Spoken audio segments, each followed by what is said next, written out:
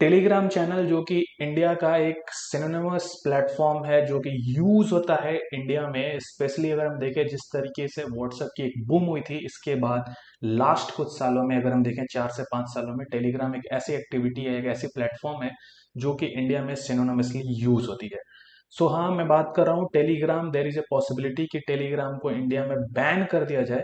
तो आज के सेशन में हम जानेंगे क्या रीजन है and why I am saying this Telegram में भी बैन, और किस तरह की एक्टिविटीज लास्ट 48 आवर्स में हुई हैं। So hello and welcome to the S UPSC with Nitya Pandey. तो आज के सेशन में हम ये सारे एक्टिविटीज को डिस्कस करने वाले हैं। सो देखिए, टेलीग्राम के जो सीईओ है उनको फ्रांस में अरेस्ट किया गया है, और इसके लाइमलाइट में जो भी एक्टिविटीज हुई हैं, ये ऐसा इंसिडेंट नहीं है कि just because the CEO of the Telegram has been arrested Indian authorities ने ऐसा बोला है कि हम टेलीग्राम बैन करेंगे। रिसेंटली अगर हम देखें 2 से 3 सालों में वेरियस ऐसे ऐसे एक्टिविटीज हुई हैं जिसके चलते हमारे इंडियन अथॉरिटीज जो ऑफिसर्स हैं उन्होंने टाइम टू टाइम ऐसे अलार्म रेज्ड किए हैं that the Telegram must be banned completely in India. So देखिए, अगर हम लास्ट 48 आवर्स के बारे में बात करें, जो टेलीग्राम के सीईओ हैं पैबल ड्यूरोब, उनको अरेस्ट किया गया है पेरिस में और उनको कस्टडी में रखा गया है। इनके ऊपर अगर हम चार्जेस अगर देखें तो उसमें मिसयूज ऐसा माना गया है फ्रेंच अथॉरिटीज के द्वारा। उनके ऊपर जो एलिगेशंस, या फिर अभी राइट नाउ एलिगेशंस ही बोला जाएगा, क्योंकि अभी तक इनके जो चार्जशीट्स हैं वो इस तरीके से फाइनल प्रूफ नहीं है। तो सो द मिसयूज ऐसा माना गया है कि फ्रेंच अथॉरिटीज ने कहा है कि क्रिमिनल एक्टिविटीज के लिए टेलीग्राम को यूज किया जाता है।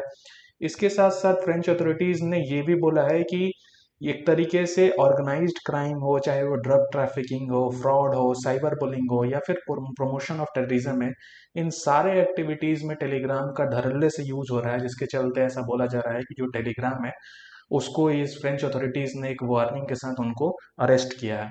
अगर बात करें हम किस तरीके का रिएक्शन है, क्योंकि ये जो सीईओ हैं पैबल ड्यूरोव, ये रशियन सिटीजन है, तो रसिया का ऑब्वियसली जो वहाँ पे काउंसलेट है वहाँ पे उन्होंने बोला है, एम्बेसी जो है उन्होंने बोला है कि फ्रेंच अथॉरिटीज को आप क्लैरिफिकेशन दें रीजन, और इसके साथ जो अगर हम बात करें काउंसलर एक्सेस की जो फैसिलिटीज हैं वो हमारे जो सिटीजन है सीईओ ऑफ द टेलीग्राम उनको प्रोवाइड की जाए।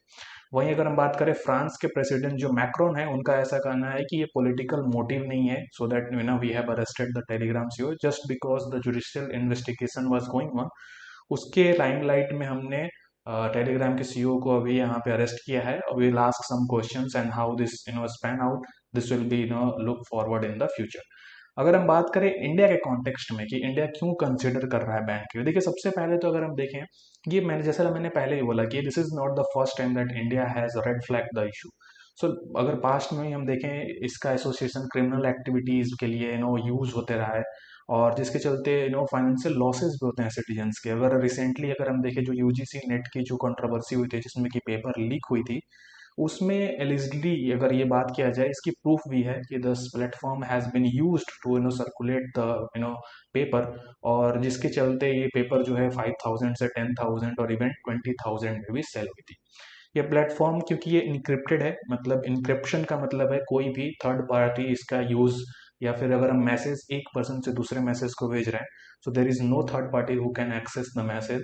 सो there is also an IT rule, जो आईटी रूल इंडिया में है उसके अकॉर्डिंग जो एक नोडल ऑफिसर अपॉइंट होना चाहिए, जो कि मंथ टू मंथ बेसिस पे एक रिपोर्ट जनरेट करे और दे इंडिया के गवर्नमेंट को और इंडियन गवर्नमेंट को, और बताए कि this is these are how the entire things are working. So अगर हम बात करें, ये एक इंसिडेंट ऐसा है जिसमें कि Indian government is considering the complete ban of the Telegram. Obviously recently अगर हम देखें जिस तरह के इंसिडेंट्स हुए, और पास्ट में भी गवर्नमेंट ऑफ इंडिया ने वेरियस प्लेटफॉर्म्स को वार्निंग देते हुए बताया है कि आप इन सब चीज़ों को इंडल्ज मत कीजिए। पास्ट में अगर हम देखें जिस तरीके से ड्रग ट्रैफिकिंग, या फिर इवन चाइल्ड सेक्स एब्यूजेस, या फिर पोर्नोग्राफी, इस तरीके से धड़ल्ले से सर्कुलेट होते हैं इस प्लेटफॉर्म पे, this has been always a big concern for the Indian government.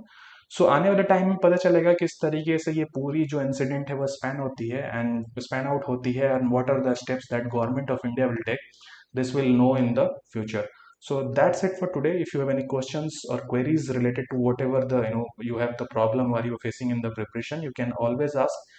The link is given in the description. So that's it for today. Thank you everyone.